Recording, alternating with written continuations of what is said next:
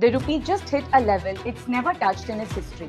Oil spiked on a war scare, tech stocks worldwide sold off hard, and somehow the Nifty ended July almost exactly where it started. How? Stick around till the end. The real answer is not what you would expect. Hi, I'm Sharmila. Welcome to episode 2 of What Moved the Markets, where we decode the news and how it impacts you. Here's a number that's never happened before in India's history. The rupee just crossed 96 to a dollar. The rupee touched a record low, settling past 96 to a dollar and near 96.6 by July 24. Retail inflation for July rose to 4.45% from 4.38% in June, with food inflation at 5.52%. The rupee slide traces to two forces: a firmer dollar globally and a bigger import bill as oil turned costlier. To help draw in dollars, the RBI eased the NRI deposit rules from early June temporarily, raising interest rate limits on certain deposits. Between June 8 and July 31, banks raised about $40.8 billion in foreign currency inflows this way. At the same time, half a world away, a handful of ships in a narrow strip of water were about to move the price of oil and your fuel bill. In early July, Brent crude had eased back toward pre-war levels. On July 8, attacks on 3 commercial ships in the Strait of Hormuz renewed tensions, and continued US strikes on the Iranian targets kept pushing Brent higher to near $94 a barrel by July 23. On July 27, the US paused these strikes and Brent fell about 7% to near $85 a barrel. The same day, India buys most of its oil from outside, so costly oil means a bigger import bill, pressure on the rupee, and pricier fuel and goods, and cheaper oil works the other way around. That's largely why markets moved the way they did this month.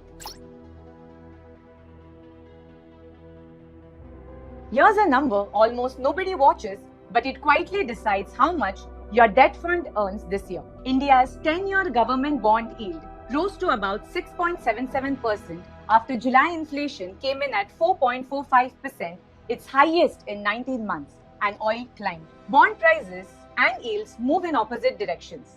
When inflation rises, newer bonds need to offer higher interest to stay attractive, so yields go up. That makes older, lower interest bonds less attractive, so their prices fall. Debt fund returns, which move with bond prices, dip when this happens. So the rupee hit a record low and oil swung widely. But why didn't the markets fall apart? This is the real story of the month.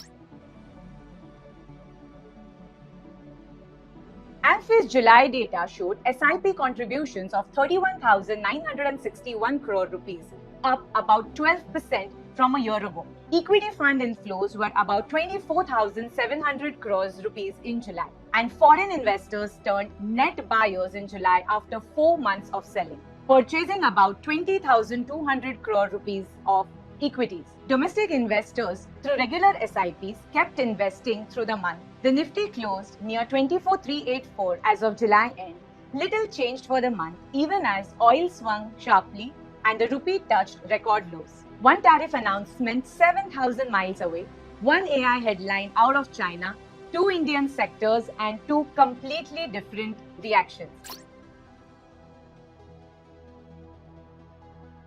On July 21, the US proposed tariffs on generic drug imports, 0% for now, stepping up to 100% from August 2028 and 200% from August 2029. India supplies about a third of the generic medicines sold in the US. Nifty Pharma slipped nearly 2% the very next day. Separately, China's DeepSeek unveiled a cheaper AI model on July 17, triggering a sell-off in AI-linked stocks abroad that led the Nasdaq to drop 1.9%. Nifty IT still trading well below the long-term average. Valuations saw renewed buying interest. By month-end, Nifty Pharma had also recovered as the broader market rallied. Tariff news moves stock prices fast. Pharma investors priced in the risk straight away, even though the tariff itself will not apply for 2 years.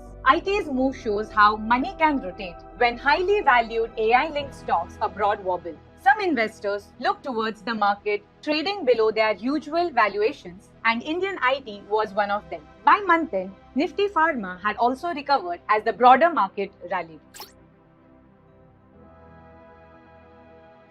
And while all of this was happening, gold and silver, usually the go-to safe choice, were quietly having a much slower month of their own. Gold eased about 8% over the past month, giving back part of last year's strong run. Silver cooled too, trading near 2.2 lakh rupees a kg in July, well off the record high of about 4.2 lakh rupees it touched in January. Both pay no interest, so a stronger dollar makes holding them less rewarding. Copper, driven by factory and construction demand rather than rates, held steadier about 2% over the week to about 1300 rupees a kg. Oil, metals, bonds and equities all moved but not together and not in the same direction. What investors can do is spread money across asset classes, equity for long-term growth, debt for potential steadiness, or multi-asset options for balance, in a mix that suits your goals and comfort with risk. That way, no single headline decides your outcome. So back to where we started. A record low rupee, a war scare in oil, a global tech sell-off, three shocks that could have rattled the market, and the answer to why they didn't was the RBI, the FII flows coming in, and the regular SIPs that came through the month. We'll be back with the next update.